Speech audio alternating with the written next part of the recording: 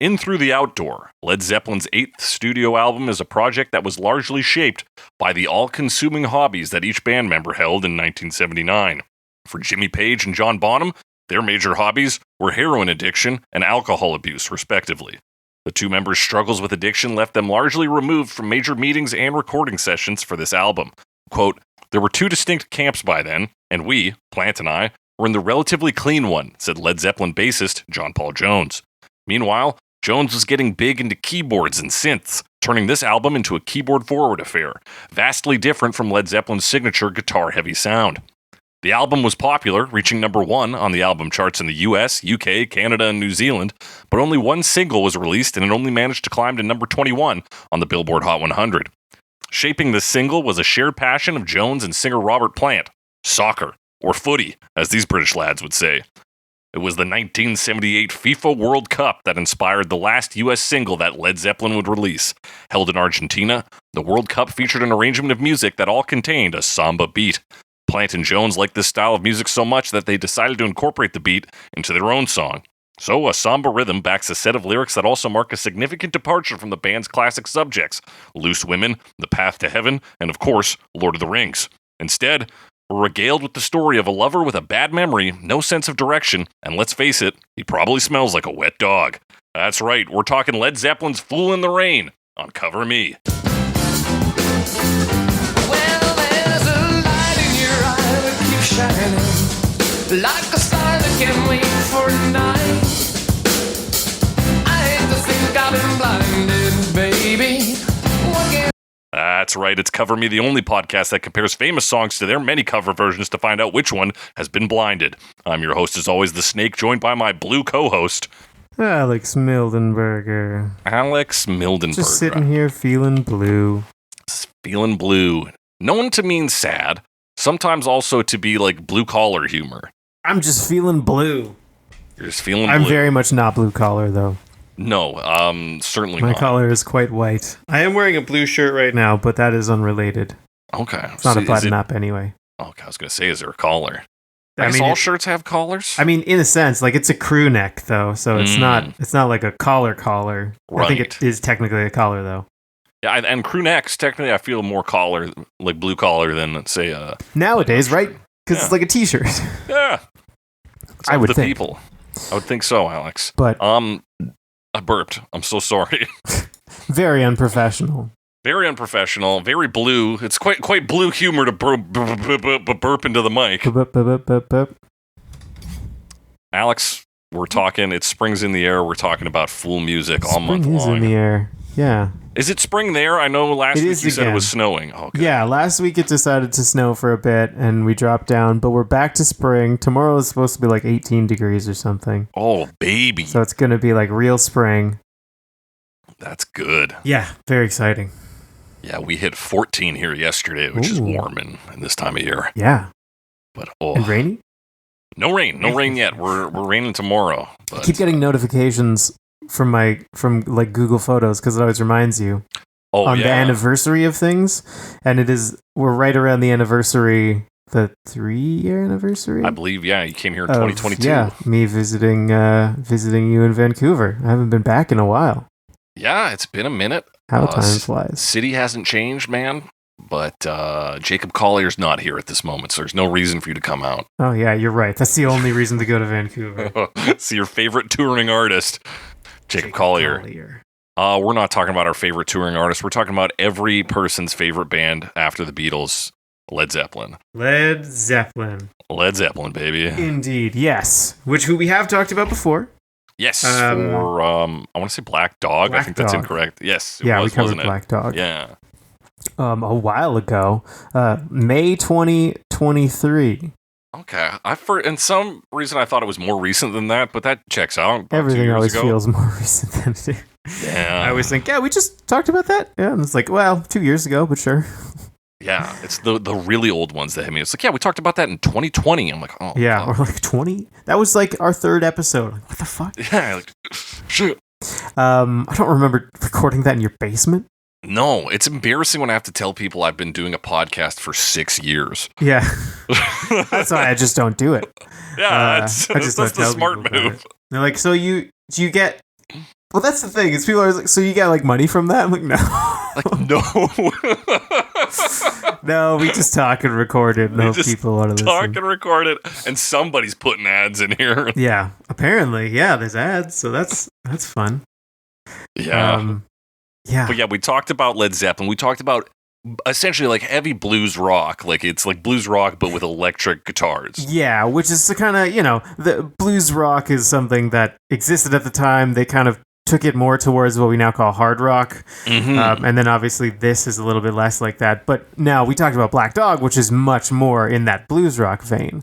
And that's kind of what I've always associated with Led Zeppelin, to the point where sometimes I think I'm very dismissive of Led Zeppelin because it's like, oh, they're just hard rock, because they were so like primeval in that sense. Like, in that sense, they're a real so prototype formative of what's to come. Yeah, formative. Yeah.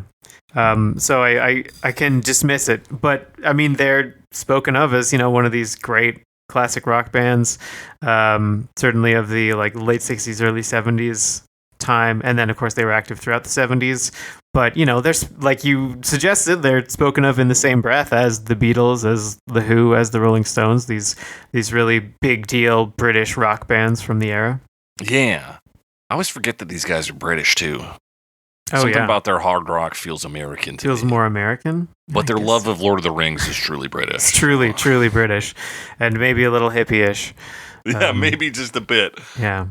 Yeah, this is, in a sense, like, if not an oddity for Led Zeppelin, who does have a variety of very strange sounding songs. This is an oddity in terms of, like, the perception of Led Zeppelin, which is the hard rock, which is Stairway to Heaven, Black Dog, fucking songs like that. Like Led Zeppelin 2 and 4, I think, are the defining Led Zeppelin albums when the average person talks about Led Zeppelin. Yeah, with maybe a little physical graffiti in there just because Kashmir gets play in like movies and stuff. But I don't know if people associate it with Led Zeppelin necessarily. Right. Because it's strings, right? That's right. But anyway, that's a bit of a little off topic. But yeah, you're right. It's the early stuff. It's the harder blues rock for sure. Mm-hmm. I don't hear people talking about In Through the Outdoor unless they're talking about the actual like vinyl itself, which has the inner sleeve that has like watercolors baked into it. Right, which is pretty cool. You get it wet and then it's colored. Yeah, I have that album and I have done that, and it's very fun. Cool. I've heard All My Love rather referred to as one of their worst songs, but yeah, I like All My Love. I think it's fine. Yeah, I just remember reading fun of it a lot. But it is also a song about his dead son. Yeah, exactly. It's a song about how like his son just died of, I don't know, he was sick. Yeah. But this is definitely, one of the Led Zeppelin songs that's a little outside of that. But there's a few, right? Like, I'm a big fan of when a band will do like one song that's just completely different from everything else, just because it's amusing. And they don't really have one, but I think of Led Zeppelin songs like, this is kind of that, but also the next song on the album, which is Hot Dog. Yeah, which was the B-side as well to this track, yeah. Which is like very different. It's like country western, kind of like a hootenanny song. Mm-hmm. I think I read that it came from them like doing rehearsals, like kind of just like their warm-up stuff, and they would do more like country rock stuff, and so Hot Dog just came from that. Yeah. And it's like fast playing, and like I remember seeing like an old clip of Jimmy Page on some British TV show playing skiffle.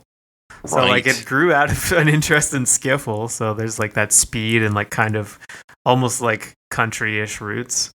Yeah, and like Page like came from skiffle and started with studio musician work. Like Led Zeppelin is kind of, in a sense, like classically trained musicians, at least for the pop scene. Like they went through like the industry and then became Led Zeppelin. Yeah, and like they were studio musicians, as I understand. I don't actually know Robert Plant's history there. I forgot to look it up. He's maybe the oddball element. Like he wasn't like a studio vocalist. No, he talks about how he like wanted to be in choir when he was younger, didn't like his voice or something like that. Like he tried to join a choir. Yeah. But yeah, there are a lot of unique elements. We get this song, "Fool in the Rain," which is odd in just about every way. Inspired by samba music, sort of like bittersweet, like kind of joking. Like it's almost a joke song in terms of the lyrics, the story we follow. Yeah, because I mean, and then compared to some of the other topics they've sung about, like pretty straightforward, right? Like it's about, it's maybe even more typical of the blues in some sense. It's just like a short story basically where someone is sad about a thing, but then there's a twist where it's like, oh, it's just a misunderstanding. Yeah. And we don't know if he finds love at the end, but it's left open. Yeah. I'm of course going to ask the question, because Fool is in the title, is this a yacht rock song? This is yacht rock. More than Fool on the Hill. Yes, I agree. For sure. I mean, it's got a lot of elements, right? I forget all the elements, but it does have like influence from South American music. Like, yes, it has a bit more keys focus. It's got it's kind of shuffly, right? And then of course there's the like down on his luck, star-crossed lover type. Yeah, it's almost like an other side of the like what a fool believes coin. Where it's the hopeless romantic who does have maybe a chance. We don't know at the end. Right. You never, yeah. It's a different view of that, but it does feel like it would fit. And obviously Led Zeppelin would, I think, fit in a yacht rock playlist just because, it's old enough. It may be a little bit harder rock than you'd expect. But this isn't like the hardest hard rock for sure. No, even listening to the Jimmy Page solo on this, who says he was trying to write uncharacteristic guitar parts for these songs. Yeah. It's a weird sound that comes through on this. Yeah, it's an interesting guitar tone for sure. Yeah, interesting tone, interesting just choice of how because you know what this guy can do. You know how hard he can shred. You know he can fucking do all this insane tech. And then this one, he kind of just like noodles in and out a little, almost half-heartedly. It's a very strange solo for Led Zeppelin, I feel. It does feel almost a little directionless, doesn't it? Like he's walking around, waiting around, and like kicking rocks. Yeah, which is maybe in line with the tone of this song, and the character we represent. It's a lot of strange elements. Yeah. Do you like this song? I do like this song. I like this song quite a bit. Yeah. I mean, the time, so I got this CD probably post-high school, maybe pre-university time period, and like the fact that it was a Led Zeppelin song that was very piano-driven, and then just like the way they speed up in it, I was, big fan of this song. Really like that. Yeah, the instrumental like section on this, it's not exactly a solo section. It's just like a break. Yeah, it's such a blast. Yeah, and like, I mean, it's very like South American, right? In ways that we'll discuss in a little bit, but music that I'd kind of like heard a little bit, but was not that aware of. So it's cool to get that exposure to that, like in this context too. Yeah, they're an interesting group. It's an interesting song. Let's talk about these interesting lyrics on this interesting podcast. Oh baby, what does that mean? What could this possibly mean? That's the start. It's basically just a pop line, but since he is addressing a lover who is not there, right? That does kind of tell us who he's talking to right away. Kind of something. We begin, well, there's a light in your eye that keeps shining like a star that can't wait for the night. I hate to think I've been blinded, baby. Why can't I see you tonight? Let's start with that. Let's just do the first half, and then we'll do the next half. Yeah, I mean, we're starting kind of with our down on his luck, hopeless romantic guy. The first line is very like, I wrote a poem for you, like I'm being poetic about telling you how good you look. And you're like, ooh, I see the light in your eyes. It's like a star, but it's daytime, so like I shouldn't be able to see that star, Yeah, it's a star that shines even in the daytime. Yeah, like it's expecting nighttime to be there. And then like it's maybe so bright that it's blinded me, but like, hey, we wanna, He's like, yeah, it's a good asking this person out, or whatever. Like double meaning, because, well, we find out we don't actually know what his context is at this point. That's where true. He is and what he's doing. But I hate to think I've been blinded, baby. Why can't I see you tonight? One, because she is not at the meeting spot. At the perceived meeting spot, anyway. True, so true. Literally, he cannot see her. And two, he's been blinded by this sensation of love. It does, yeah. And it almost seems like you could take like purely literal sort of narrative meaning here, which is just like, oh, in the first verse, he's asking this person out. Like, and then that's all that's happening. He sees you like, hey, can I see you tonight? Like, let's get together. Right. And when you show up, you'll make it all right, and my life will be good. That is, I think, one take or like one layer of it. And then, of course, we've also got our character who's like I said, very like got that romantic thing with the poetry. Mm-hmm. Yeah, he's talking about the poetic nature. We hear this a lot in songs where it's like, oh, love has.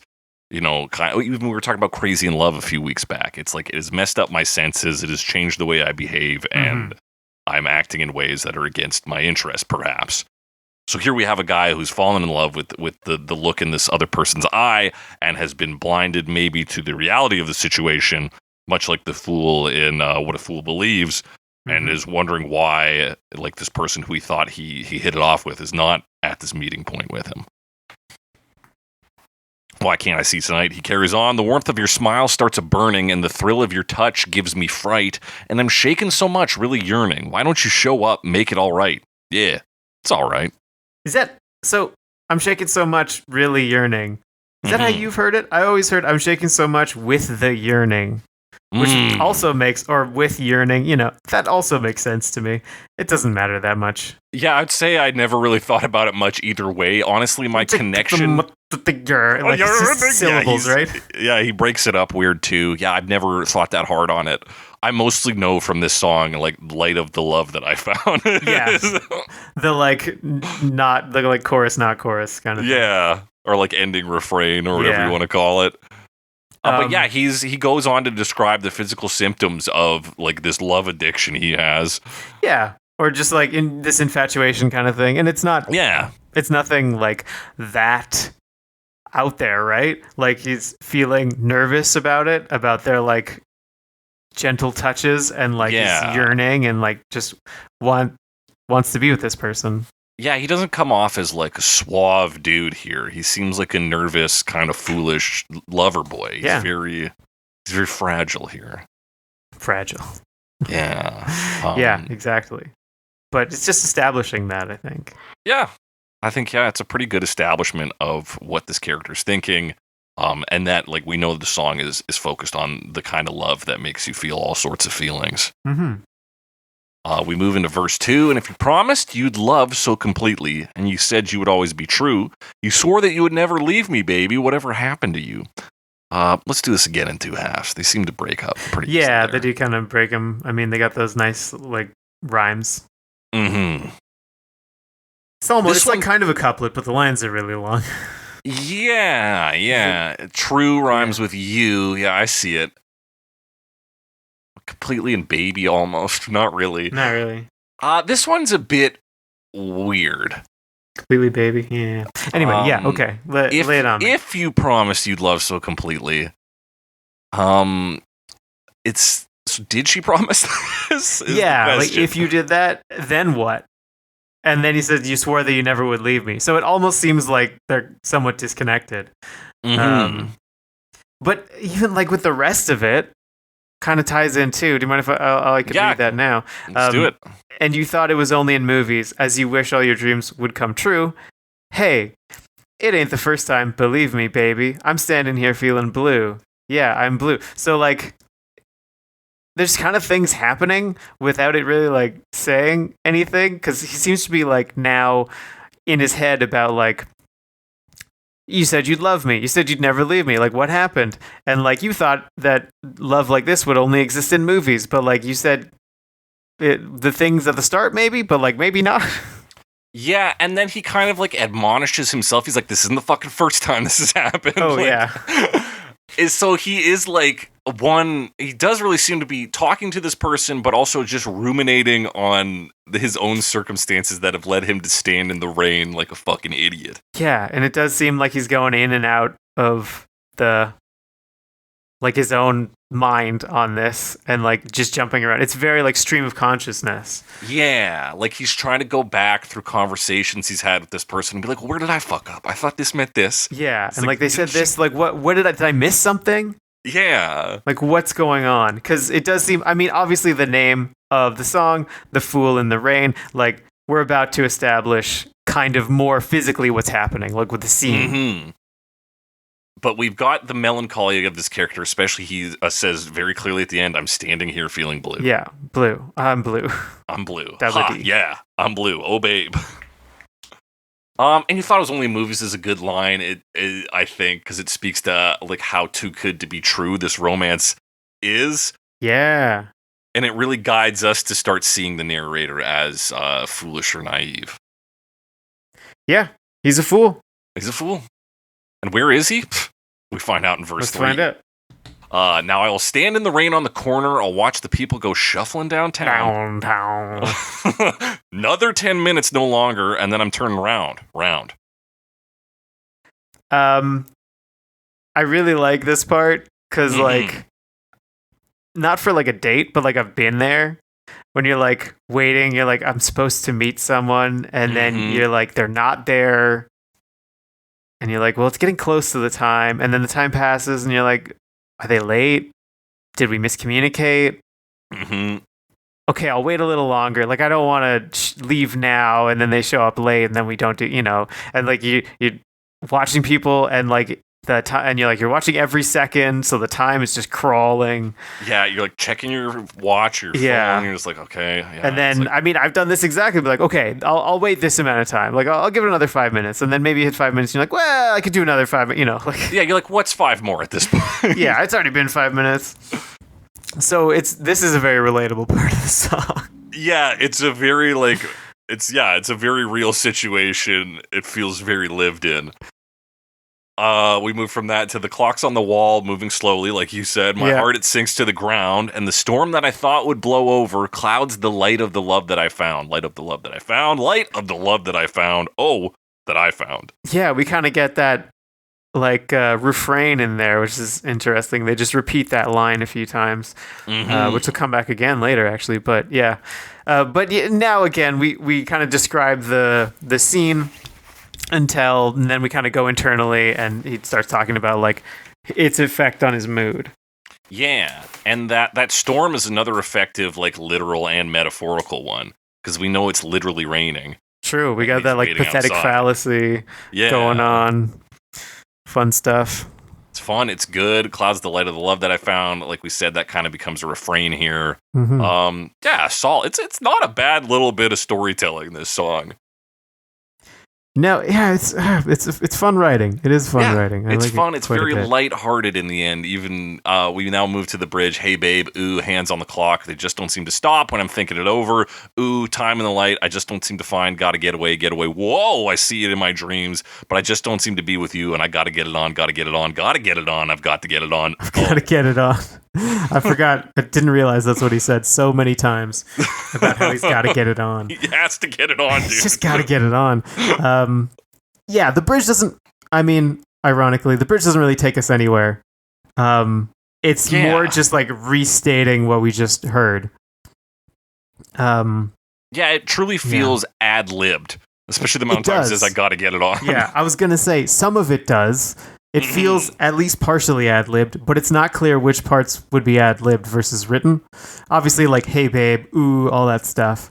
Oh, yeah, those were written down, clearly. But it does seem like maybe he happened to have a mic while they were recording this, the instrumental parts. And he was just, like, going along with it.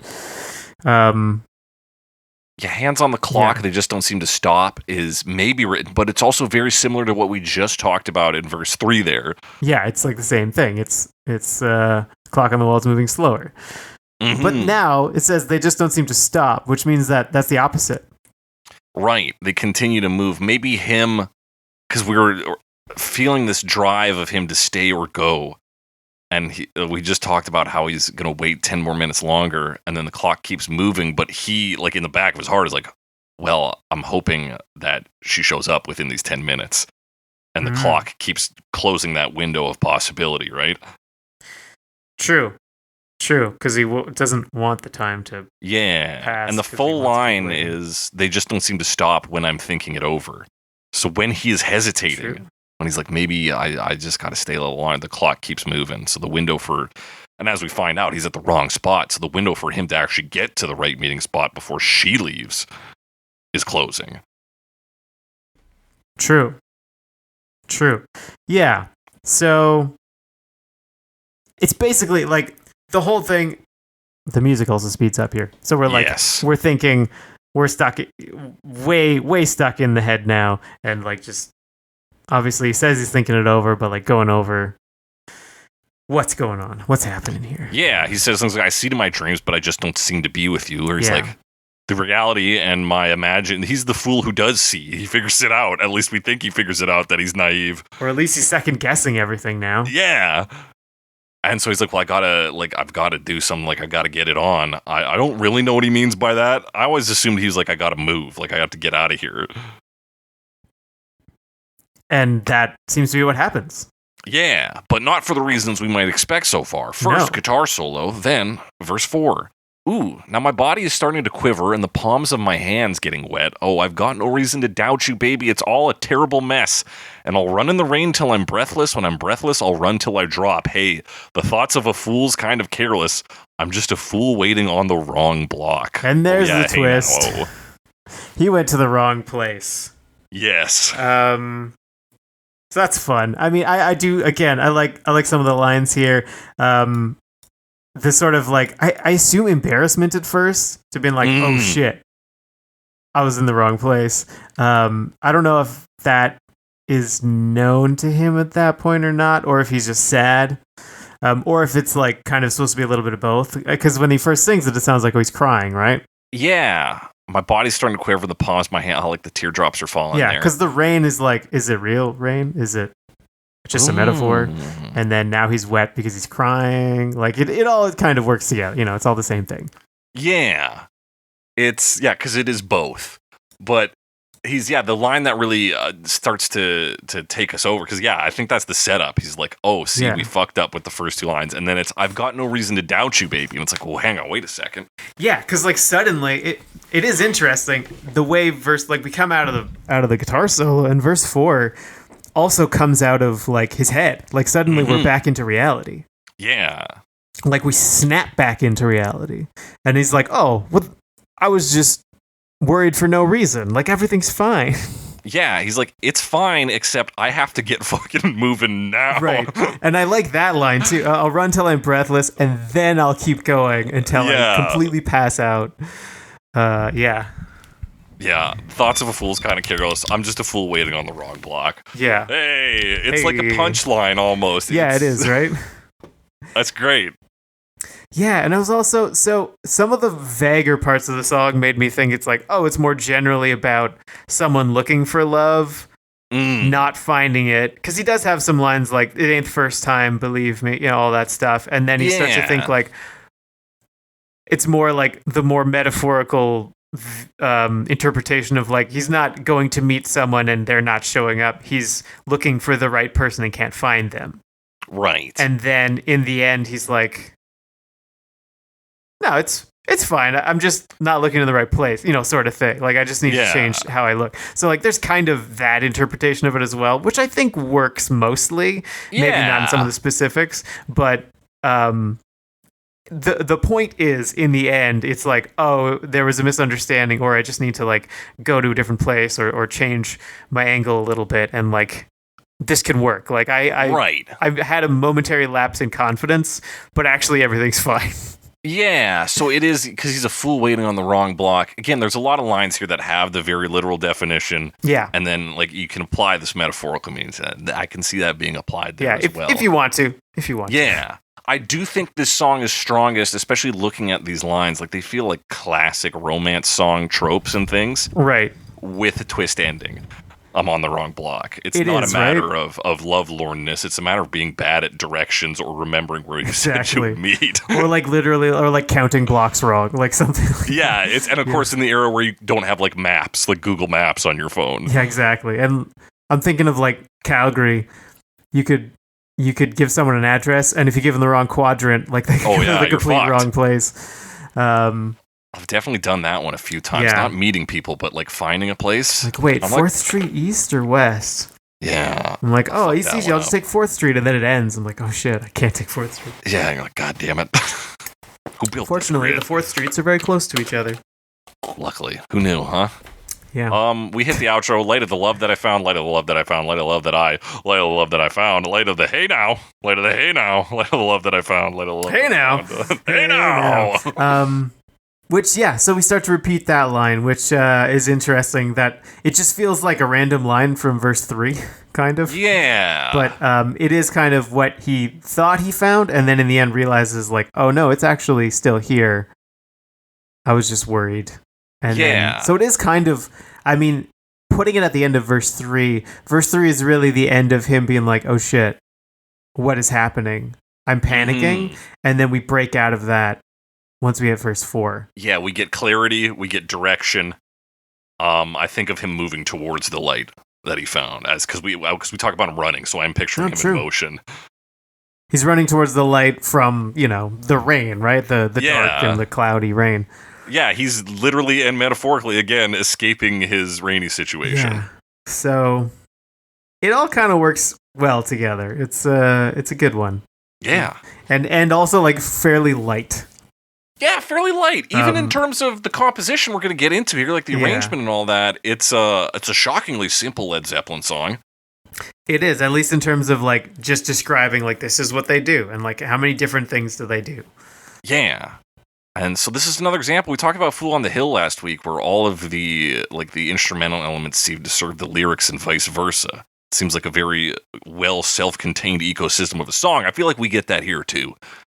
I feel like the pickup and the instrumental break really serves like the mental state of this narrator.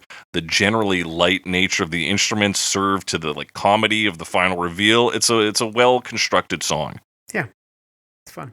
Let's talk about it, because most of the song is just dun dun dun. Yeah, it's just the kind of that riff on.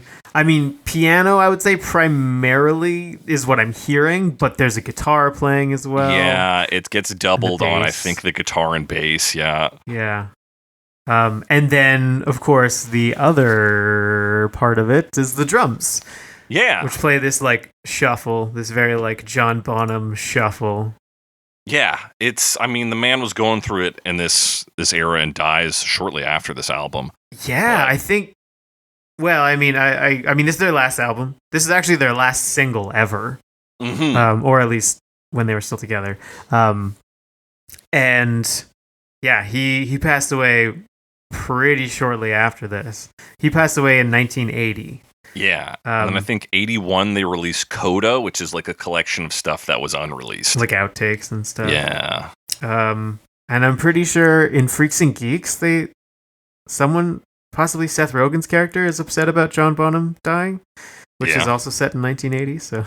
Yeah, checks out. Yeah. But yeah, he's drumming here. It's very solid. It's very active. We got a lot of cymbals. I was reading some like trivia... Led Zeppelin, it's so wild to hear like critics talk about Led Zeppelin when like at the time, because they could be very negative. And like now they're looked at as like legendary, so it's just weird to hear that difference. And they're like, they're doing this blues rock thing again, and like John Bonham, he hits the drum real hard, but like, can he do much else? And it's like, yeah, he kind of can, but he can do a lot. So it's funny to hear that kind of stuff, but it's also interesting that John Bonham is like kind of considered one of, if not the like greatest rock and roll drummer. He's like top 5. Yeah, he's like in the conversation. Absolutely. And to hear that like his style was criticized at the time is weird. It is weird. It makes you wonder who's going to make it through, from our day. Exactly. Like, a legend like, who do we hate on? Yeah, that is actually. I mean, probably lots. Probably, especially us here. We're big haters. I know, we're big haters.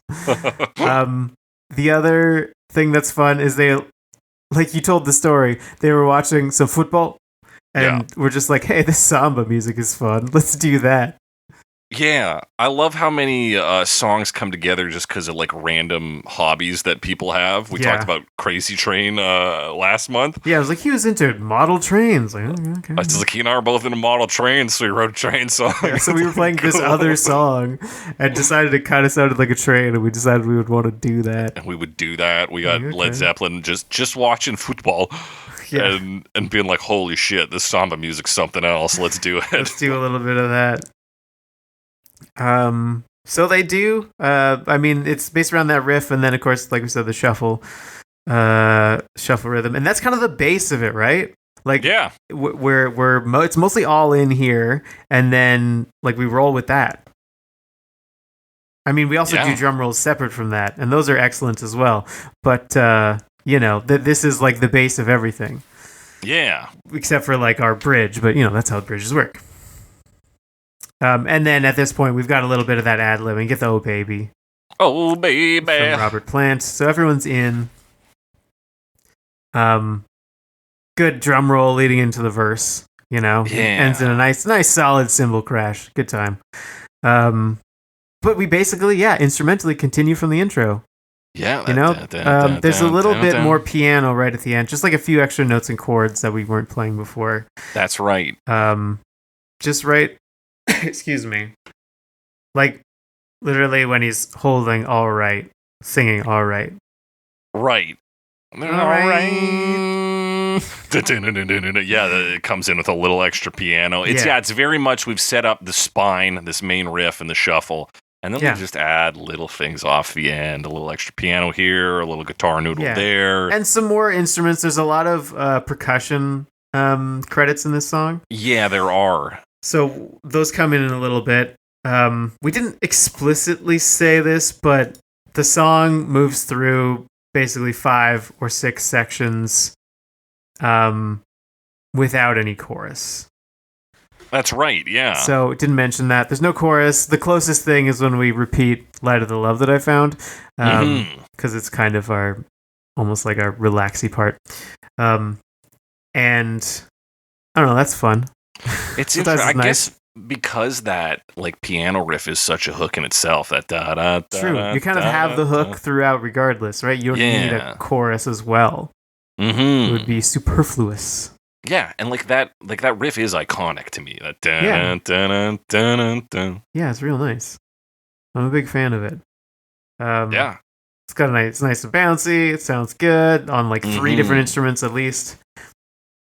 Yeah, so it's got a good punch to it with a little bit of like blurring what instrument is playing it, although it is very obviously keys led. Yeah. The next big instrument I have coming in is the 12 string at 115. Yeah, so the second verse, in kind of the back half of that, gets that 12 string. Real like ringy. It really rings out and it's kind of jangly sounding. It does play along with the riff, I believe. Do I have that right? It kind of. It's noodling a lot. Right. It's like bam, bam, bam, bam, bam, bam, but you really like get. So it's kind of the riff, but slow. Yeah. It's playing along with like the shape of the song.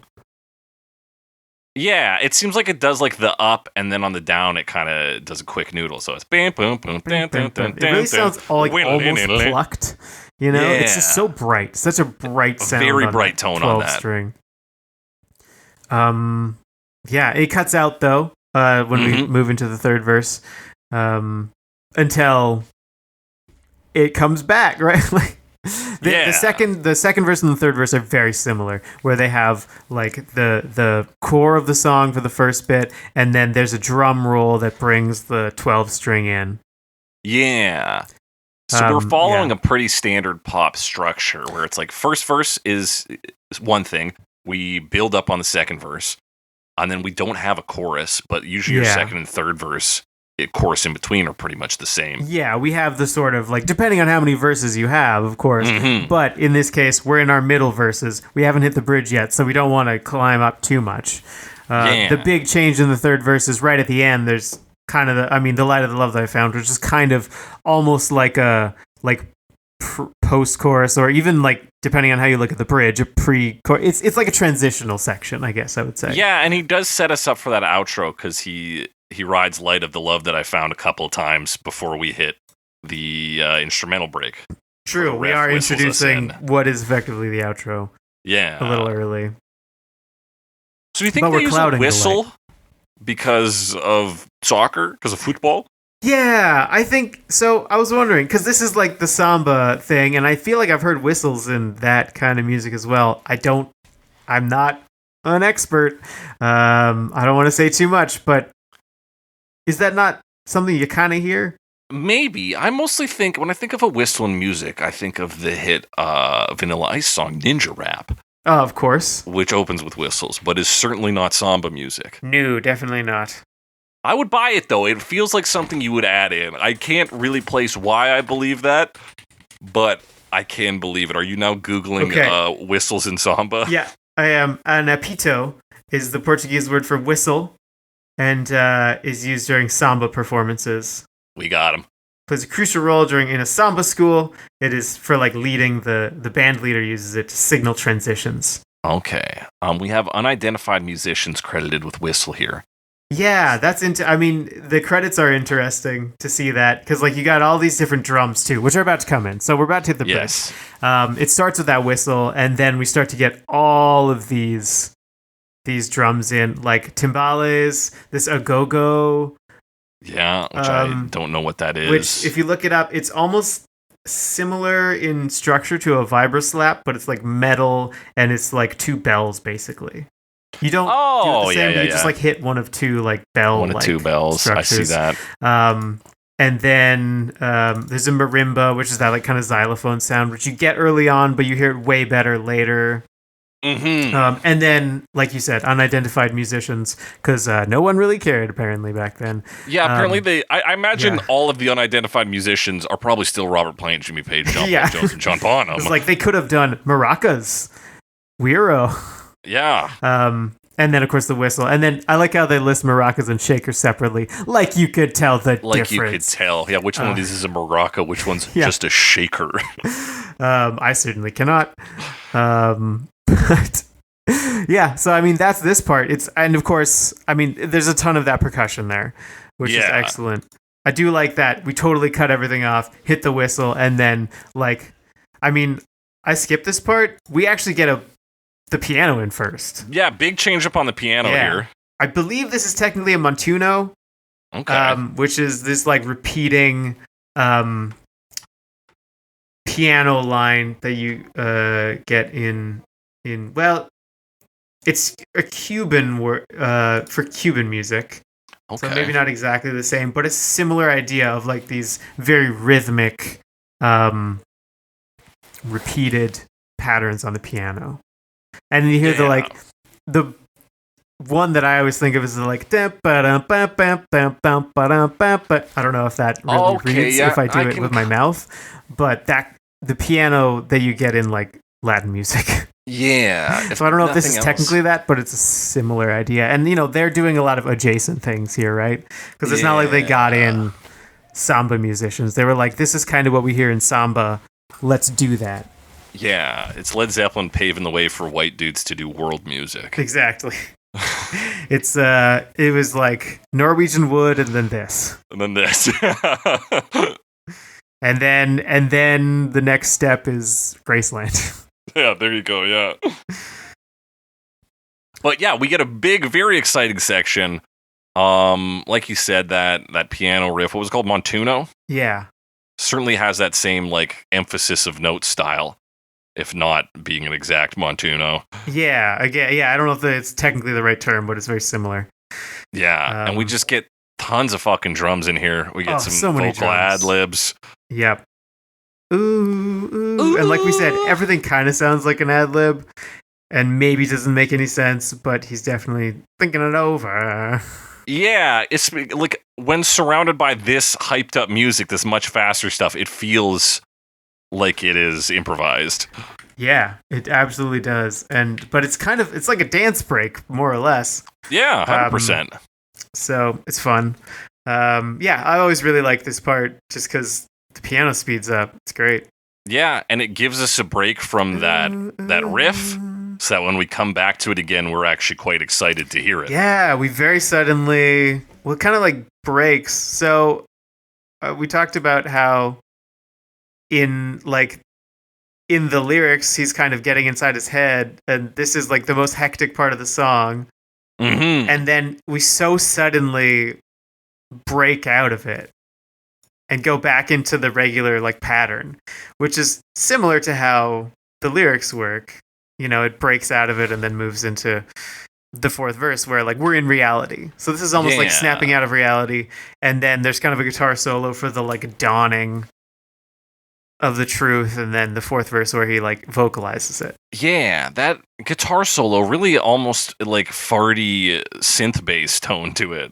Yeah, it's still like fast runs and like bluesy style, and kind of like alternating between like these really slower and like really fast sections. But the sound is so rounded and like it's quite distorted, but like they really cleaned up the edges. Yeah. And it's just this very like, it feels like it's trying to like break out, but like they're really keeping it hammered down. To me. Yeah, it feels, and I think that's part of what makes it strange as a Jimmy Page solo is that it does feel reeled in that sense. It feels restricted. Like it never really breaks out. Yeah. They're holding it in. And yeah, I mean, the tone is very, very interesting on this one. It's an odd tone to work with. I'm not sure it fully lands. It's novel for sure. I'm not sure if it's good. I guess so. I like these really rounded tones, you know? Sometimes they shave off too much, and I will admit that. But I feel like this one works. Maybe it's just because I've known the song for so long. That could be. I never really paid attention to the soul of this song till this week.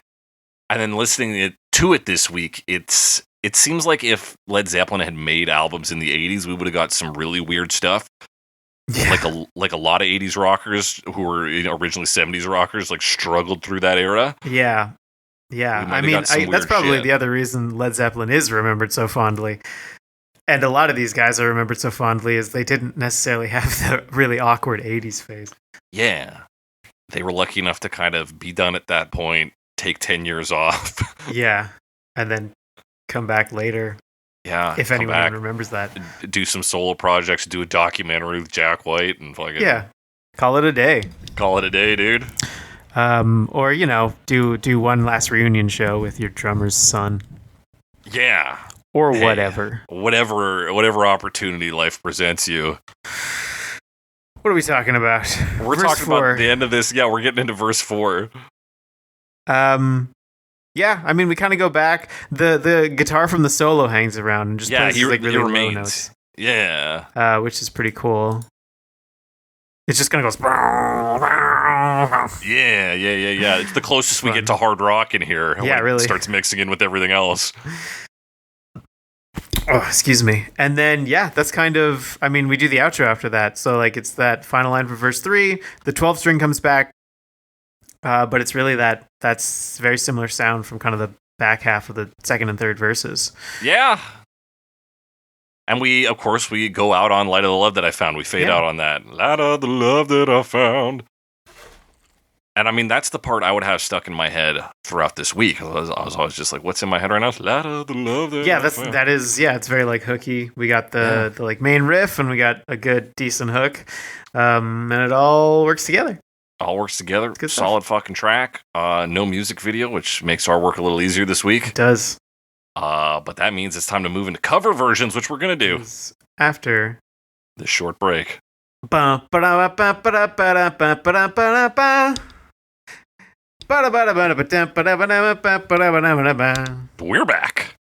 Talking about the hit song, Fool in the Rain. Took me a second to remember it. We're talking covers. So we're starting in the year 2007. Is that right? I lost my notes. Yeah.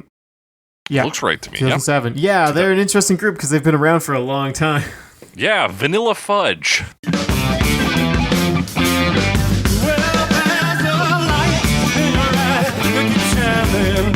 Like a star that you wait for the night. I hate to think Vanilla Fudge. Yeah, but apparently, I mean, they first got together in 67, supposedly, and then their years active has a 1999 to present, but, like, they broke up, like, they were inactive a few times in between. Right. I had not heard of them. Had you heard of Vanilla Fudge before? I could swear, and I now have to check. I should have checked. I thought we talked about them at some point. Okay, they're like not ringing any bells for me. No, not ringing any bells for me now either. We didn't talk about them before. We've talked about bands who are similar though. Sort of heavy rock, a little bit psych rock. Yeah, I will say one more note that I took off their Wikipedia page. Supposedly, someone in Deep Purple said Deep Purple was trying to be like Vanilla Fudge when they were starting out. So this kind of like psychedelic rock, like bluesy hard rock. Yeah, their Wikipedia page also did say that they were one of the few American links between psychedelic and what soon became heavy metal. So that kind of checks out. Yeah. These are corroborating facts. Yeah, which Deep Purple, yeah. Deep Purple, I think maybe. It fit in with that kind of. Yeah, I think so. But yeah, I don't know fuck all about these guys. But they sound exactly like what we just described, which is Deep Purple. Yeah, which is interesting because it's 2007 and they're really like, they have this 70s sound. Mm-hmm. Very strong 70s sound. One thing, and that's their singer, is a little more new wave to me. Because he's kind of singing a little bit funny, you know? Yeah, I think I took that more as, I guess, looking at the year 2007, that this guy's been active since 67.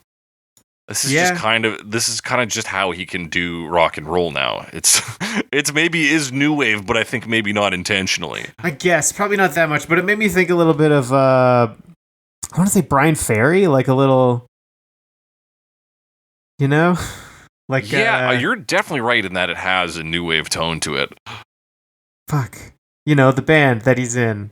Yeah, Brian Ferry and his Fairmongers. Oh my gosh. Roxy Music. Fuck. Yeah, that's the one. I forget that it's two Brians. Yeah. Ferry and Eno. I don't know why I'm thinking it. That reminded me of that anyway. But the rest of it, I mean, they have like a solid sound, I think, generally speaking. Yeah, this version is basically what if we took Led Zeppelin back to being blues rock. Yeah. So they did the same riff and stuff. Yeah, they do it on a big electric guitar. Yeah.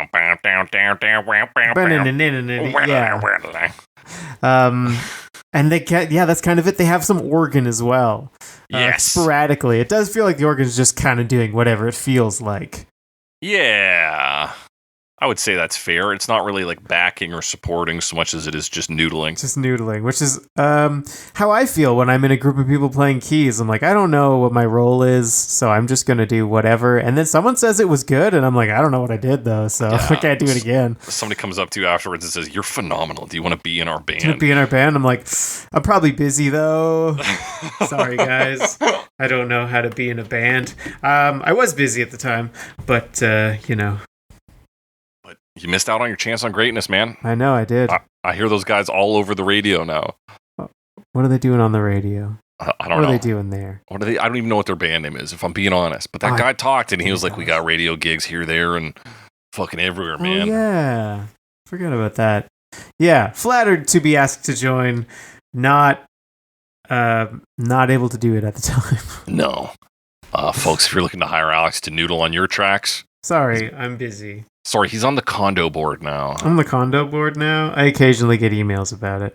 He put that life behind him. He gave up music for condo complaints for shelter? About birds. Yeah, shelter. For real estate. Yeah. Tale as old as time. Yeah, Alex is becoming a real estate novelist. Yeah, a novelist. A novelist who talks about homes. But what's novel about this version is that it's kind of interesting that to see one guitar hold down the main riff as opposed to piano, bass, and guitar. Yeah, to like really pare it down. I mean, it's not, I wouldn't call this simple necessarily, but you know, the guitar can handle it, right? Yeah. And they got to give it a big enough sound. So, but it really is only one thing. It's not like all those instruments are harmonizing, right? They're all supporting the same thing. So if you make it heavy enough, then it should work, and it works for the most part. Yeah, they blast the guitar enough that it works. It still feels like it's filling the same space, and it frees up the organ to just do what the fuck ever. Just do whatever. The organ gets a little more focused once we actually get into the bridge, which they do. I mean, this is a 5.5 minute version, so 2.5 minutes in, we get to the bridge. That's right. So it breaks down. You kind of get to the bass, and then the organ. It's finally like sensible organ. Yeah, doing a normal thing.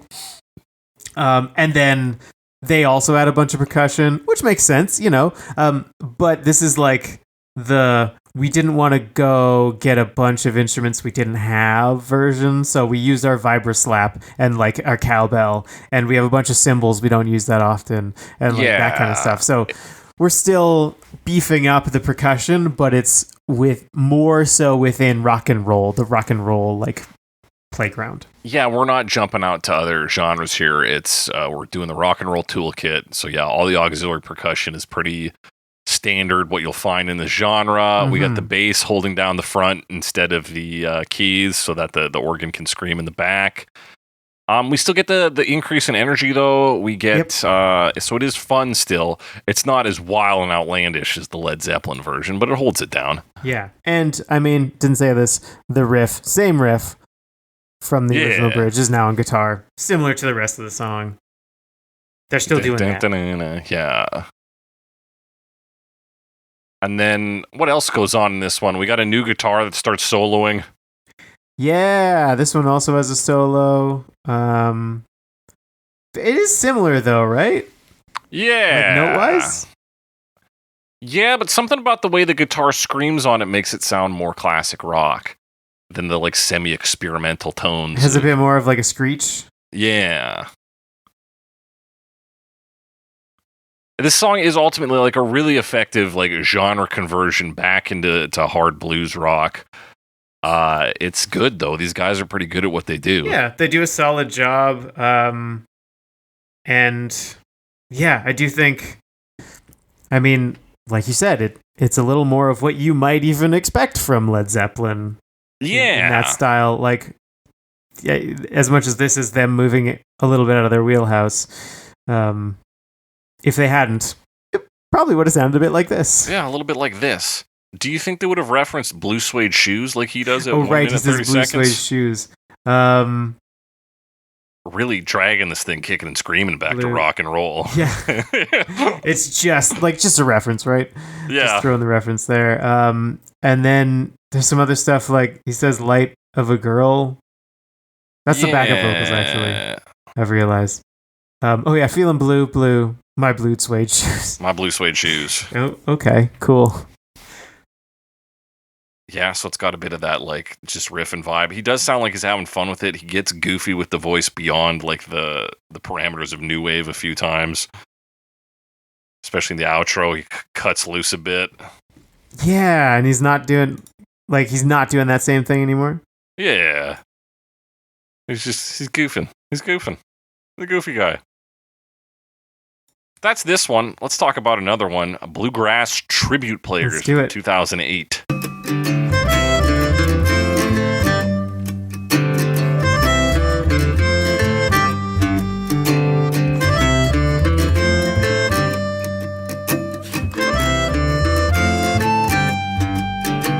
So this is a bit weird. I couldn't find anything on these guys, but their album that this is from is OAR Bluegrass Tribute. OAR, a rock band from Maryland formed in 1996 who has done a live cover of this Led Zeppelin song. Okay. So that's probably them, because I did find an AllMusic page for Bluegrass Tribute Players, but it won't load. Yeah. So it's probably those guys, but these guys are covering OAR, covering Led Zeppelin. Wait, so this is not a Led Zeppelin cover. This is an OAR cover. Yes. Oh. It's a cover of an OAR cover of a Led Zeppelin song. I see. Wait, what does OAR stand for? All right. I don't know. I should have checked that. I just checked that they were a real band. Fair enough. They're kind of like they have like Southern rock roots. I don't know what their name means. OAR, is that their names?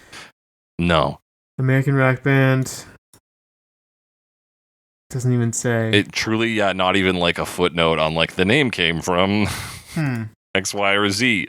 So this is interesting in that we're covering a cover. Yeah, which I didn't even know until just now. Yeah. And I won't pretend to know how well it covers that. I think it's a fine enough bluegrass instrumental cover, you know? Yeah, I think so. It's an instrumental one, we should mention. Yeah. So you get like a harmonica playing the vocal melody. Yeah, I think it's a melodica. Okay, fair. It's a little smooth right for harmonica. Yeah. Main riff on an acoustic guitar, and then like another guitar that's drums, the harmony along with it. Yeah. And it's very short as well. It's only just just under 2.5 minutes. Mm-hmm. And I think it works well enough. Not having the shuffle rhythm definitely takes some wind out of the sails. For sure. But also the fact that it's not that long helps with that not mattering all that much. Yeah. And they still slot in the instrumental break, or like the bridge section. So we do get a change up. So in our 2 minutes, we get at least some variety. That's true. They do like a couple things. Like it fades out on bridge stuff. Is this the one that fades out? Yeah. Because they only play for a bit and they go into the bridge rhythm and then still the lead on the acoustic guitar and just kind of like play out on that. Yeah. And do. So that's fun. So yeah, it's solid enough. I would say my other criticism of it is like the melodica feels a little lacking in energy to me. Like that could use a few more takes, I think. Yeah, I would think a harmonica would be better. Yeah, definitely. I wonder if it's also possibly, I don't think it is though, a chromatic harmonica. But it does kind of sound like a melodica to me anyway. Yeah, just the smoothness of it, I would have almost said. I actually did write in the notes harmonica or accordion. So I didn't land on melodica, but I would think melodica bears a bit of that same sound. Definitely reeds. Yeah. Reeds is reeds. Yeah. So I do. Yeah, I feel like the melodica is a bit lacking. But yeah, fine in the verse, but even if they punched it up when we hit the bridge, like yeah.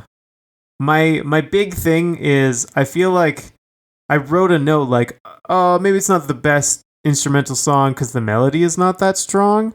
And then I went back and like listened to it and thought like, no, the melody is solid, right? Like right. The like that should work fine, I think. Yeah. If your instrument playing it is like supporting it with enough energy, excitement, you know, it needs some pizzazz. Yeah, and this melodica like is just smoothness. Yeah. I think if you trade that out for something else with a little more dynamics on it. Because you can have it a little soft in the verse, because it's kind of the vibe they're going for, the sleepy guitar kind of chill jam. But then when we kick into the bridge, where it's like boom, down, we need something that jumps up there with something more. Yeah, I think an accordion, and if you did some like real like bellows stuff to make it sound fun, just because like the way he sings it is very dynamic as well. Like we were even, or maybe it's just me, like doing some of the you know, like that. Like he's kind of chewing it up there, and it's a fun song. So yeah, it needs a little bit more fun in the melody. Yeah, I would agree with that. Something a little bit more fun is Kaia Wilson in 2010. But there's a light in your eye that keeps shining, like a star that can't wait for a night. I hate to think I've been blinded, baby. Why can't I see you? Yeah, which seems it's just the same person twice. Yeah, it's not this girl group called Kaia. It is Kaia Wilson from Portland, Oregon, who's a founding member of the queercore punk band Team Dresch and the pop rock spin-off project The Butchies. Butchies. Yeah. I will say I had my expectations what's the word? I wasn't expecting this version to sound like that after looking up the artist and seeing what they looked like visually. Oh yeah, because we almost start with like Rock and Roll for Babies. We hit the little xylophone and like it's like sweet and tender, time to go to bed music. Yeah, but it's also like it's got some like more punk stuff. Like it's got like it sounds very like we're tuning, we're counting in. Yeah, we open with like very like start of a set tuning, just hitting the drums a bit. Yeah, exactly. And then like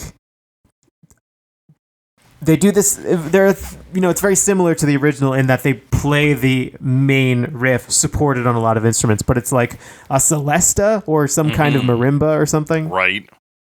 And then like guitar in there, and then they've like moved the rhythm from the shuffle to this like kind of faster drum roll. So like it's their own rhythm, but it's still very like it's really pushing it forward. Yeah, and that drum is really giving it, but it's been softened almost like somebody stuffed pillows in it, or it's just being recorded a little far away. But it's more of that like more of what you'd expect in like punk music, right? Because they wouldn't really do the shuffle.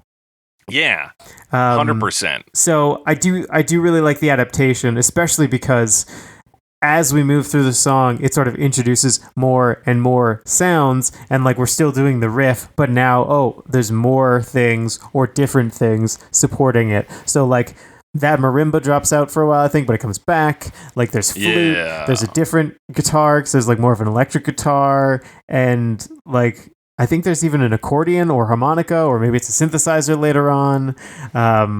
So there's a lot of really cool sounds, and they set up this really like broad soundscape that's more modern, perhaps, and definitely not like samba, definitely not like that kind of 70s hard rock.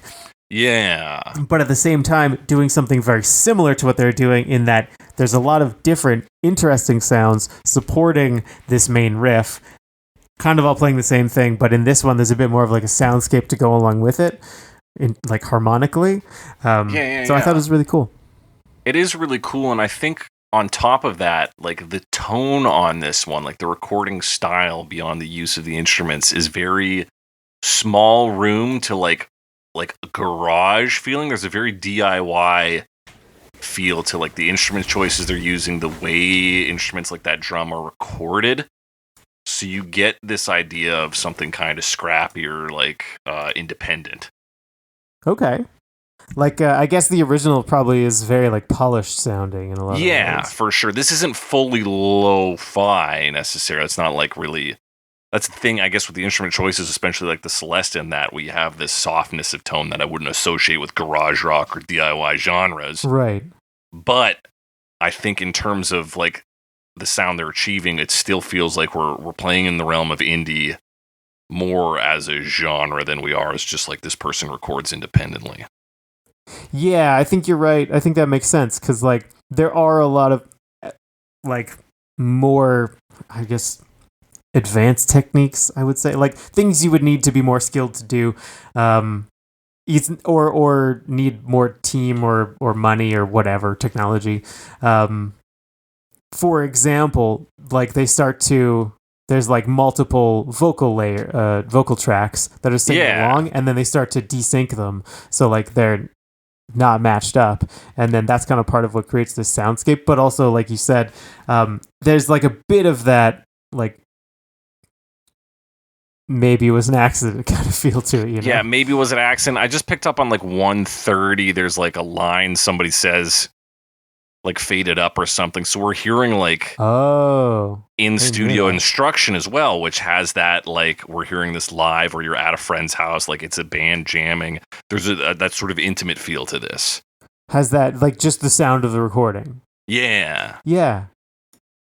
And I think that makes sense also, like it's kind of like a close mic sound. It's a little more like, you know. Yeah. Softer, airy vocals, which you can get from that. And then, just like the quality of what things sound like. Because they keep those little things in. Yeah, there's nothing that feels like it's really polished up. It's like all the little like hairs sticking off of this are meant to be there because they add to the softness, this tender feel of the song. Mm-hmm. I think that is something that's emphasized from the original in this version, is like that tenderness without being necessarily sappy. Right, because it is a love song. And the twist at the end is like, oh, actually, things are going well in this relationship. Yeah, or at least not as bad as we expect. Right. He might still miss them at the other point, but... Yeah. But he's not being abandoned. It's just a miscommunication. Yeah, exactly. Yeah, and this is a little... Yeah, it does feel more like we're spending some time with this person rather than hearing their story kind of thing. Yeah, and so even their version of the instrumental section of the bridge is not quite the hype up, like suddenly we got a crashing of drums and guitars and stuff. It's like a sort of droning section. We slow it down a bit. Mm-hmm. I think that's around 2:30 is the timestamp I have. Yeah, this is another long version. It's almost 5 minutes. Yeah, 5 minutes of this sort of soft soundscape, which is a big risk, I think. Because what keeps the original alive so well is that the main riff is very poppy and up, and that bridge is just a lifesaver in terms of energy. Yeah. The bridge is... before I said it was a harmonica, accordion, or synth making a drone, pretty sure it's an organ. Yeah, it almost sounds hand-cranked what's ever doing that drone, you know? Like, if it turned out it was the Windmill Keeper from Ocarina of Time playing it, I wouldn't be surprised. It's a bit, like, uneven. Yeah, because there's, like, a... it's wavering a bit. Mm-hmm. Yeah. So, I really liked all the sounds on this ones, and I really think that it's a good, like, interpretation, because if you look at the original, it's like, oh, it's a lot of sounds, a lot of cool sounds. Let's do that. Vanilla Fudge did something similar, but less. Vanilla Fudge is almost too sensible, right? Yeah. And this one's like, no, let's bring in more things and see what we can do to make like a large soundscape while also kind of making it feel intimate. Yeah, I think they took some risks here. It has a lot of like signature indie tones to it.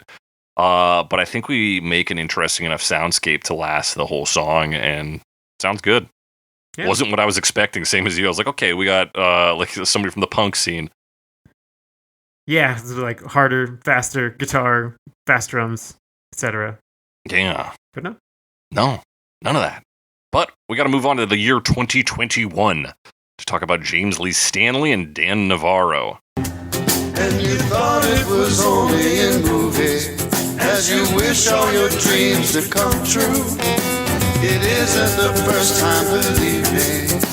I'm standing here feeling so blue. Yeah, let's talk about these two guys. Yes. James Lee Stanley, a guy from Philadelphia.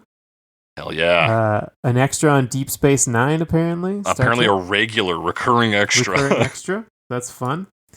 And then, of course, he's been recording for a long time, since I think the 70s, and like has a bunch of albums. That's cool. You know, he's been doing his thing. Not like been a popular artist, but like has been a working musician. Very respectable. Hell yeah. And then Dan Navarro, I have less information on him, but similar, and he's also worked as a voice actor, apparently. Yeah, a lot of voice acting work. He's the first cousin of Dave Navarro of Jane's Addiction and Red Hot Chili Pepper fame. Right, so they are... he was local pedestrian population in Red Dead Redemption 2. So that's fun. That's correct. So additional voices on Uncharted 4 and Red Dead Redemption 2, as well as the voices of two named characters that I don't recognize from Fallout 4, Jacob Orden Fallout 4 more, and Dean Volkert. But I played the game a ton, and I don't fucking recognize. So they're probably like one-off quests or some guy with like one line who you talk to, and he's like, "Hey, get a Coca-Cola," and you're like, "Oh, look at this guy." Yeah, I don't remember any of the characters, but I also was in my third year of university when that came out and just didn't play it. They know what you say about your third year of university. You don't remember it was my video toughest games. Year. Oh, fair enough. My toughest, I think, was my first. I kind of locked down university after that. It was okay for me because I got scared so much going into it. Everyone was like, you thought school was okay before. This will kick your ass, man. And I was like so scared going in. I studied so much and just like did fine. Yeah. That sounds about right. That's all they tell you throughout your education. Like, you're never gonna look at education the same way again. It's gonna be so difficult. You thought you ever had a challenge before? That is nothing compared to this. And I was like, my life is going to end if I don't focus on this school. Oh God. And so I did, and it went okay. So that was the only reason why that didn't go horribly. Well, congrats to you, my man. I was too busy smoking weed. Hey, but I figured it out. Yeah, it worked out. It worked out for me. On these guys is a version. Similarly, I was like, I don't know if this version's going to work out, but then they kind of get it together. It kind of does, right? Yeah. Especially the point where they trade off vocals. I wasn't sure because the first guy, I don't know who sings first. I don't know either. But singer number one is more like got this gruff sound, this gruff like bluesy sound. And I was like, okay, I can get behind this. And then the other guy comes in and he's like much soft, like has a very soft voice. Yeah, the shift was not welcome. I don't know about this, but then they kind of do more trading off and sing together, and I think it works pretty well. Yeah, they choose some great like background repetition lines that like one person will ride as the other person's singing just the next verse. Yeah. Like one of the ones they do is Without You. And that really works. The back half of the song really pulls everything together. Yeah. The first part's pretty good. It is the singer change that I like didn't like. It kind of like felt like the gears didn't shift quite right. Yeah, that was definitely like the rough part. But then they pull it together. Otherwise, it's very much like acoustic. They're playing the acoustic guitar. A lot of it's on the drums, of course. They're doing like a shuffle rhythm. Yeah, the drums have a good shuffle going. Yeah. That acoustic guitar has almost like a Mexican music tone to it. I want a better word for it, but that's like it reminds me of like I wish I could. I think because they're playing like these double stops. They're not playing. They're playing chords basically, like small chords, like intervals. Okay, maybe that's it. And I think that's what would cause that sound. Because otherwise it's pretty clean guitar. It just had more. It didn't sound quite country to me or folk, which are these guys' genre. It leaned a little further south. And I mean, you got additional country, voices from RDR2. I mean, yeah, exactly. He's already a cowboy, or a whole town of them. As far as I can tell. As far as I can tell. Cowpokes. So yeah, it does actually end up working quite well, and I was also skeptical off the jump. There's a few other sounds like there's like a choir that does some backup vocals. Yeah. They come in a few times. They have like a reversed guitar sound. 128 is my timestamp. Okay, let me take a look at that. Just after So Blue. I'm so blue, and then it goes, wow. Oh, yeah. Yeah. So that's fun. A weird little noise. They don't do a bridge. No. Solo. I don't think they do a fourth. They must do a fourth verse. Yeah, they're pretty tight in time here, 2:52. Yeah. But they got to do Fool Waiting on the Wrong Block, right? I didn't check. I don't know, because they spend a lot of time on that Light of the Love that I found. They do, a lot. Oh, he's talking about the storm I thought would blow over. Oh, maybe they don't do the final verse. Interesting. So we don't actually get the conclusion on this. Yeah, so I don't know if that's on purpose, and they're like, let's make it more of a blues song and not do the joke ending, or like the lighthearted ending, and we're just like sad on the corner. But it kind of this is more like bluesy. Yeah, for sure. So kind of makes sense. But yeah, their voices come together. We get a little more strings kind of supporting as we move through the song, just sort of filling out the sonic space. They sing together, and that's when they sound at their best, is when they're singing and like doing backups for each other. One other thing about this song, they really only do the riff, like the main riff and the intro. Yeah. And I think that's interesting just to show how much the shuffle can carry things. Right. Because it does still feel like it's Fool in the Rain. Yeah. But you're taking away the iconic feature of it. You give it at the start and then just peter it out for us. Yeah, turns out the shuffle's enough. I guess they have other good things in there too, but the shuffle is carrying a fair amount of weight. But I do think this almost feels like we made a live version, right? Like it's not live, but it kind of feels like it could be. Yeah, it feels studio live, maybe. Yeah. Like they could all just be recording at the same time. Yeah. So I think it works much better than I was expecting. Yeah, that's got a pretty good vibe to it. But this next guy, according to his own bio, has music that's allegedly perfect. It's Greg Hester in 2022. Well, there's a light in your eye that keeps shining, like a star that can't wait for the night. I hate to think I've been blinded, baby. Why can't I see you tonight? Oh, perfect. Did I read that? His music is perfect. This is the first thing it said, and I couldn't find really anything else on him. What do you got on Greg Hester? Well, I'm on... I might have the wrong guy. Oh, maybe I have the wrong Jazz, guy. GregHesterJazz.com/about. I think that's a different guy. A different Greg Hester? Okay, there's a few Greg Hesters. There's a few Greg Hesters. I also found like a rock and roll artist named Greg Hester. GregHester.online. That's why you got to look at the Greg Hester like discography and pictures here. Or he does have a beard. He's a beardo guy. I don't think he's GregHesterJazz.com. Okay. But that's... could be him. That's though. what They're this kind of is. similar. This is Greg. A jazz version. This is a jazz version. Alex, I don't know a lot about Greg Hester. No, he doesn't look like the guy from the other thing, though. He looks a little bit like Michael McDonald. Yeah, he has a bit of a Michael McDonald look. And yeah, looking at this guy on GregHester.online, Music for the Soul. Definitely a different guy. You think that's a different guy? I thought he was the same guy. Oh, same beard. Okay, I didn't see that first one. He does look like the same guy.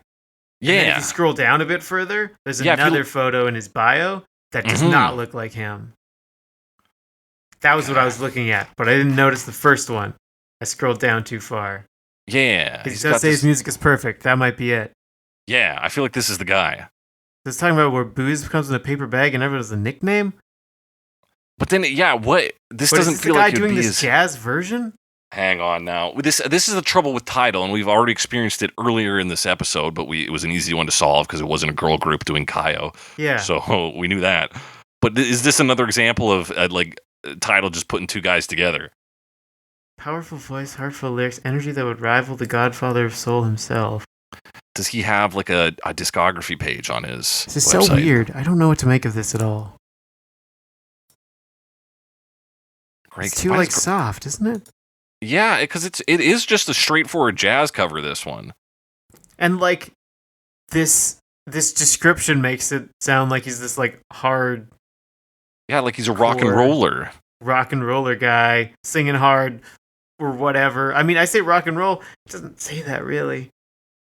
But he's talking about booze in a bag. It doesn't sound like jazz. And all this stuff, and this is like down, down, the light of the love that I found. Like, so you're probably right. It probably is Greg Hester jazz. I looked at pictures and fooled myself.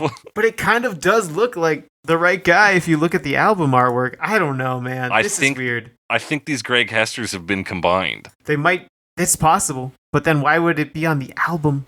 Why would they have the album art? Oh my God, you're right. I don't know, man. It's weird. I don't know because it also doesn't look like the other guy, like at all. Yeah, at all. Because that guy is like white hair old. Yeah, but there's two Greg Hesters for sure. That's what I can say. And I don't know what to make of this at all. All of these Greg Hester ones, I'm listening to the album now, are like pretty similar jazzy style. Okay. Maybe a little. He's maybe one of these like soft rocker guys who pretends to be harder than he is. I don't know. Did you check out Carolina Cowgirl? No, I didn't. His album? With the track Swamp Hippie? Swamp. I could see this guy thinking he's a rock star. Yeah. Listen to his cover of "Call Me" right now. Okay, let me try that out. It's soft, but he's like, okay, I can see it. Anyway, this seems like an odd one out. It doesn't matter because his music is perfect. This is something we just have to... I did forget about that. How could I have forgotten? How could you forget? The man has perfect music. This is a pretty bog standard, I wouldn't even say bog standard because there's not enough soloing in it, jazz version. Yeah, pretty straightforward, right? Straightforward. A lot more laid back overall. And he's just kind of light in your eye that keeps shining. Yeah. And a lot of scatting.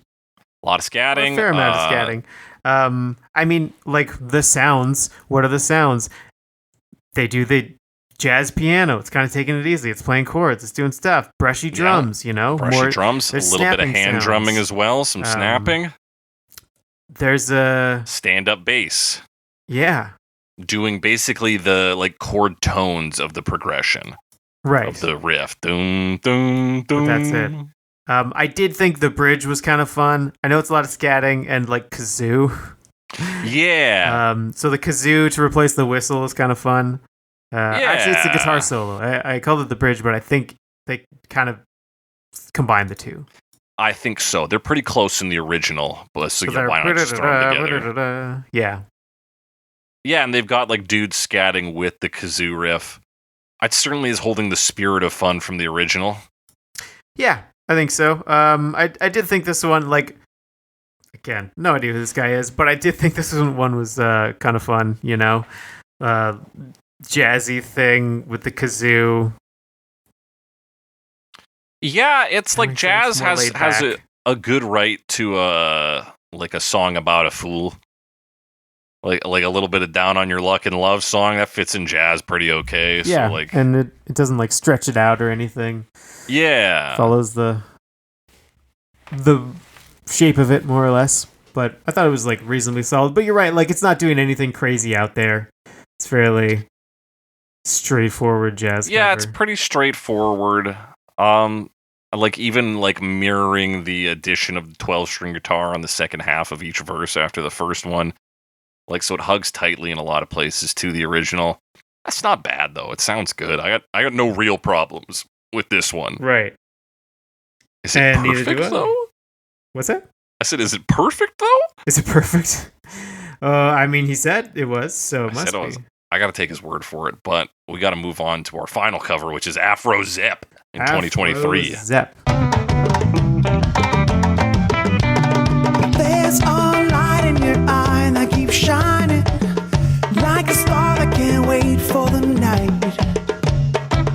I hate to think I've been blind. Yeah. So this is a group. I didn't write down where they're from.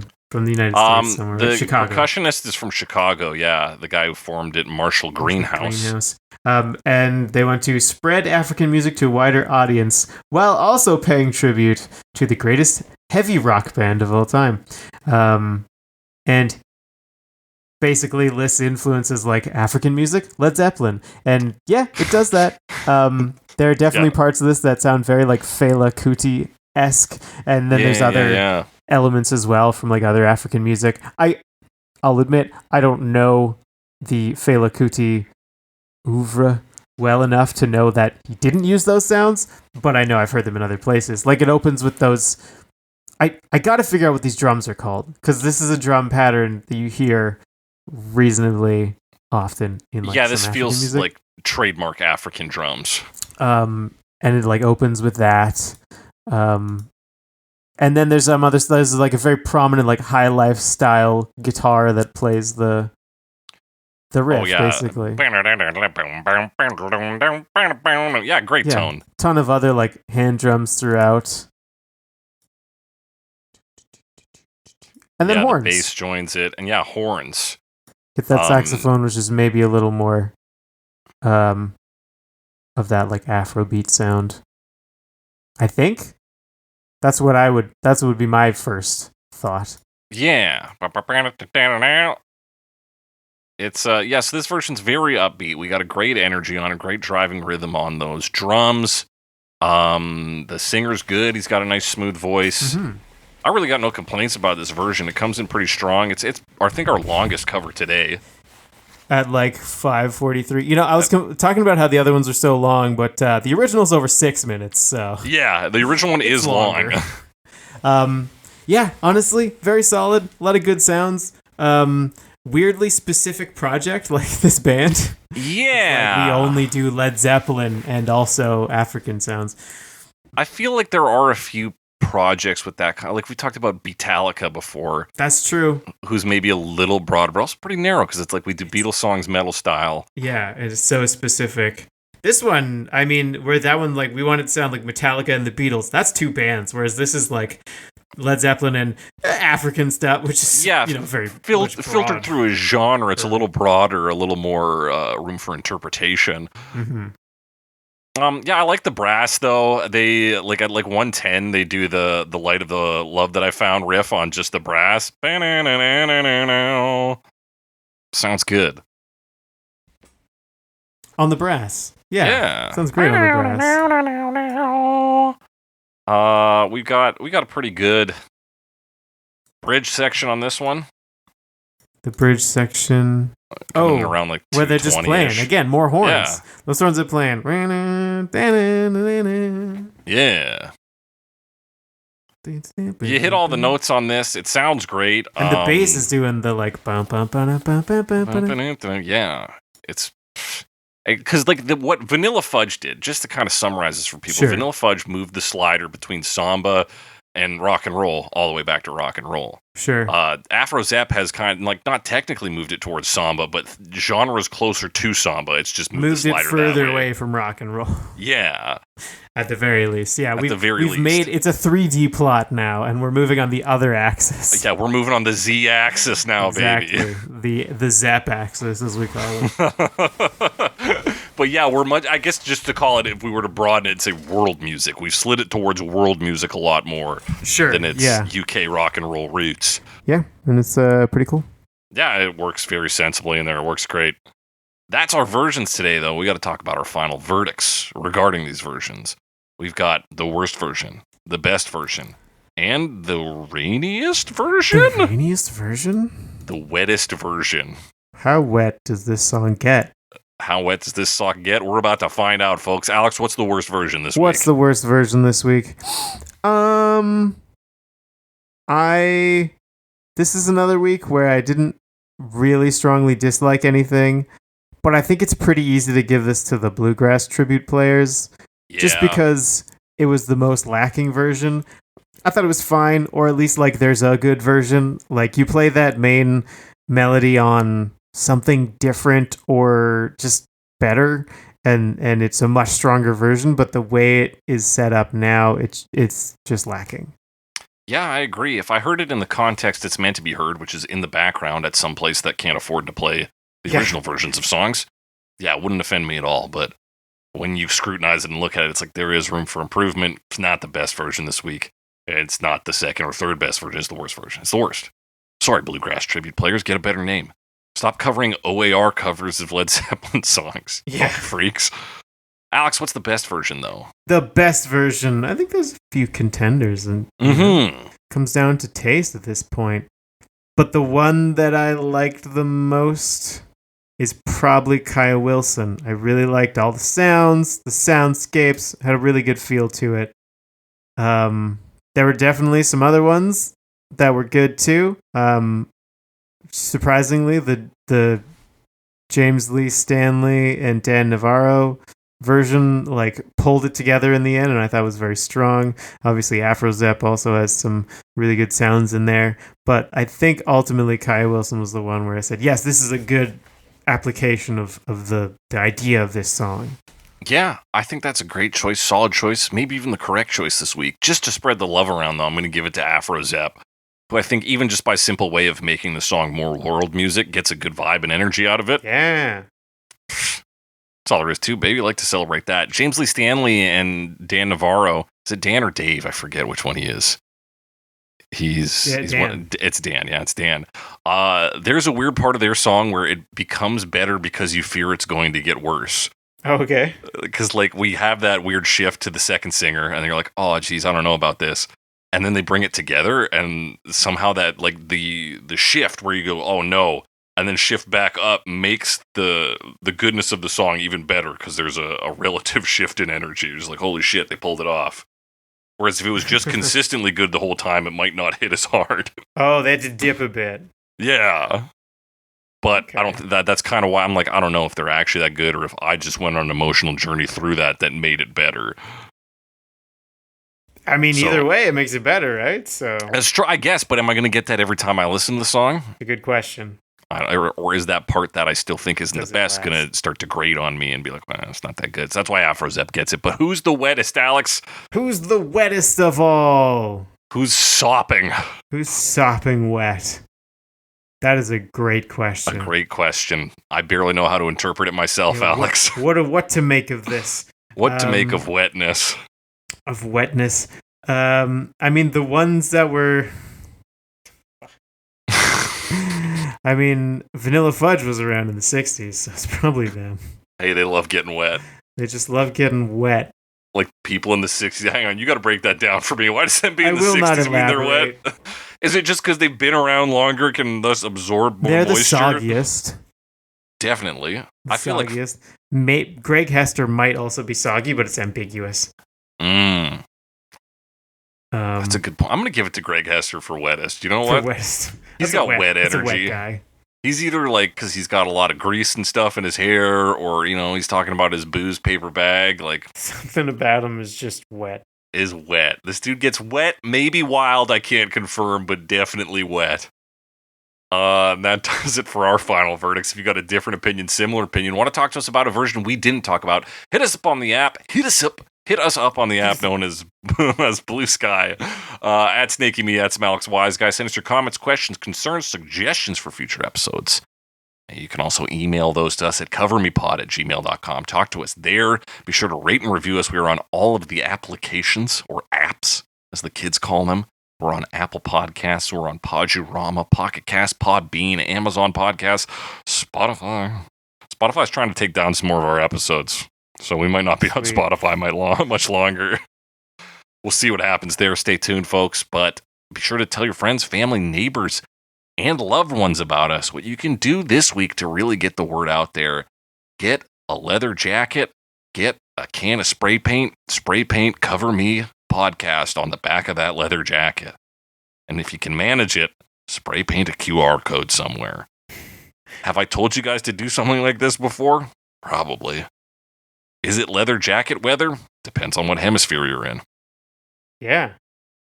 Depends on your latitude. Yeah. And you know what they say, a change in latitude brings about a change in attitude. That does it for today's episode of Cover Me. And as we always say on Cover Me, now I'll stand in the rain on the corner. I'll watch the people listening to Cover Me.